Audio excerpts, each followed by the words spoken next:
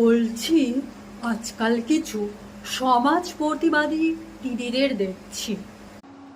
আসলে দিদিগুলো খুব ভালো কাজ করছে, কিন্তু দিদিগুলো কি এটা ভেবেছে যে যেসব বিবাহিত মহিলা বা পুরুষদের নিয়ে ওনারা সোশ্যাল মিডিয়ায় নিজেদের চ্যানেলকে গ্রো করছে, তাদের জীবন তো আশা করি কেটে যাচ্ছে, কিন্তু তাদের যে ফিউচার বেবিগুলো আছে না, তারা স্কুলে যাক, কলেজে যাক, যেখানেই যাক, সেখানে তাদের একবার না একবার শুনতে হচ্ছে এই ছেলেটার বাবার সোশ্যাল মিডিয়ায় কদিন আগে আরেকটার সাথে রিলেশনে দেখছিলাম না, বা এই মেয়েটার এই মায়ের দেখছিলাম না।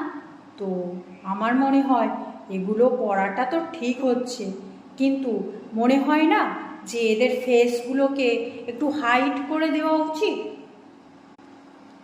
বলছি, তোমাদের কি মনে হয়? একবার একটু মতামতটা জানিও তো।